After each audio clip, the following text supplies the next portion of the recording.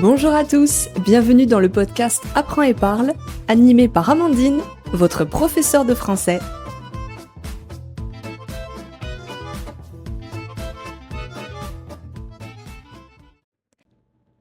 Bienvenue dans un nouvel épisode sur le podcast Apprends et parle, je suis Amandine et j'anime ce podcast chaque semaine.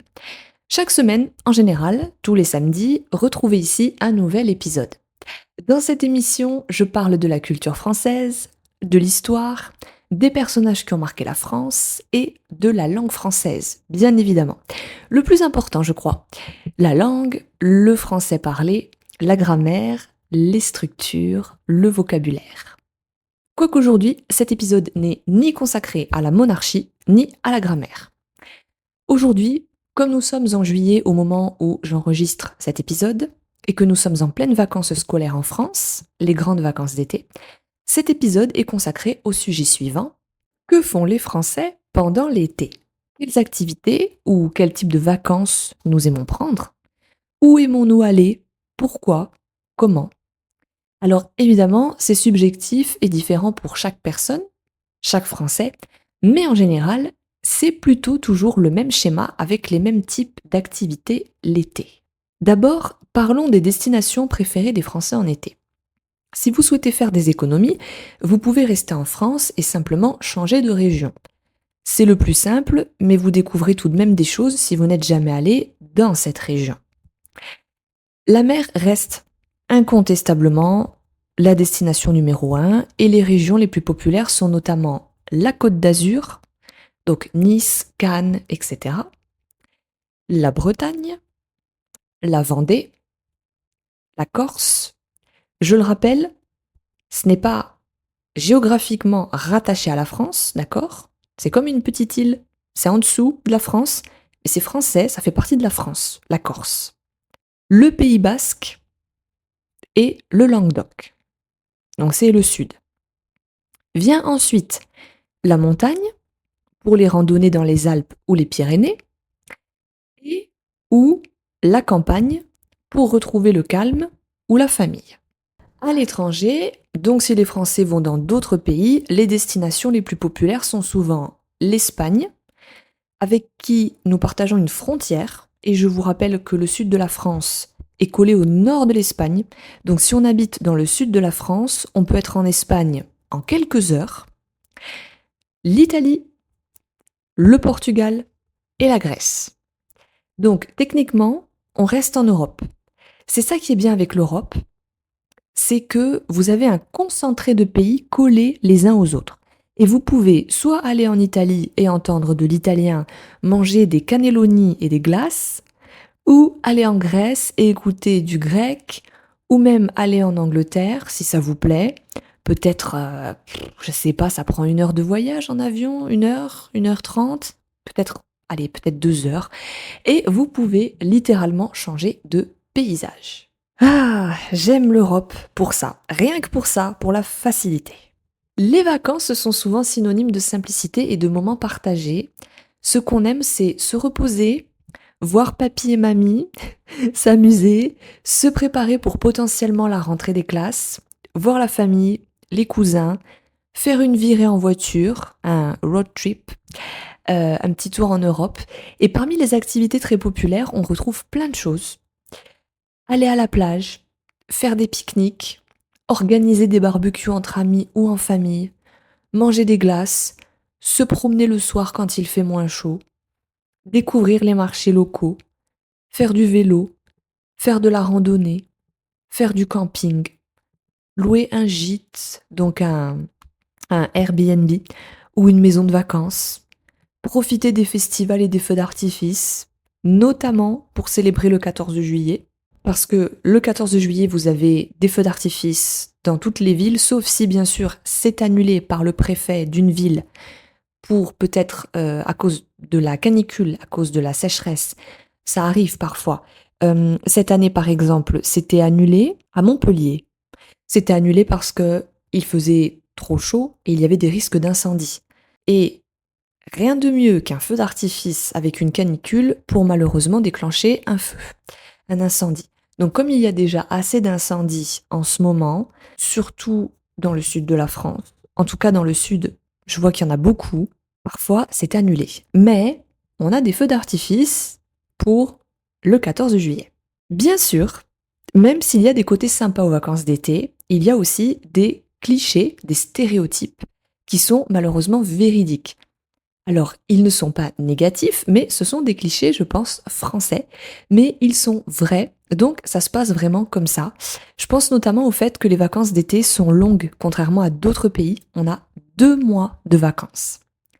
Alors attention, vous pouvez partir 2 mois si vous êtes adulte, mais en général, même si les gens prennent des vacances avec leurs congés payés, les vacances d'été c'est aussi pour les étudiants, les enfants qui n'ont pas école, donc juillet-août, c'est les vacances, 2 mois d'été. Je crois que l'école se termine début juillet ou mi-juillet, début juillet, je crois.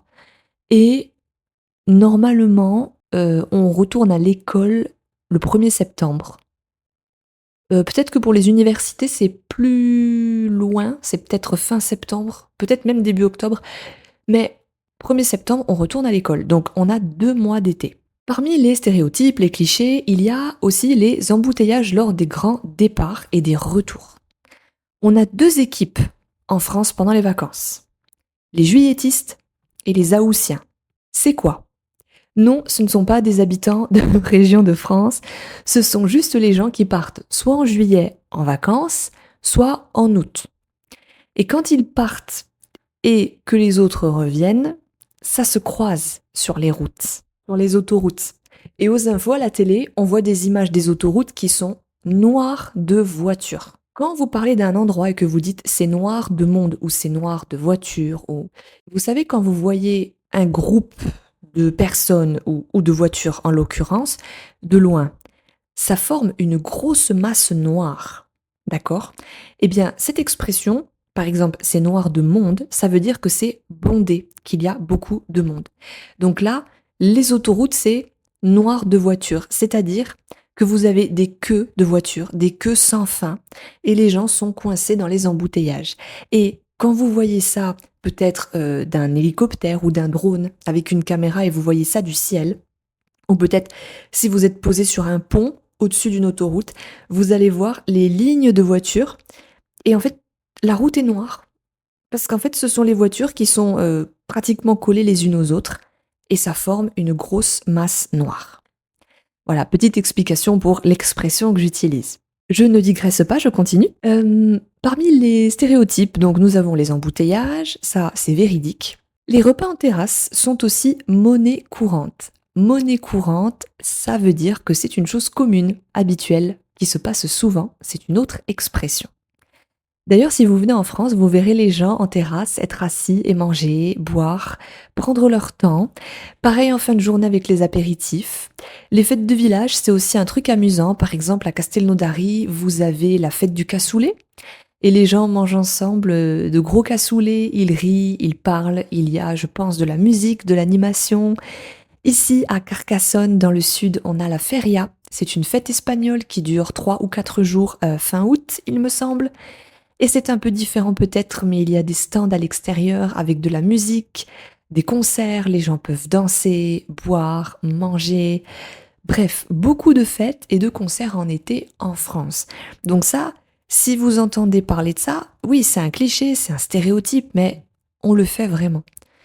Donc c'est peut-être ça aussi qui fait le charme de la France et qui fait que les gens aiment la France ou sont surpris quand ils voient les Français en terrasse rester pendant 2 ou 3 heures assis à parler et à manger. Eh bien, c'est typiquement français, je crois.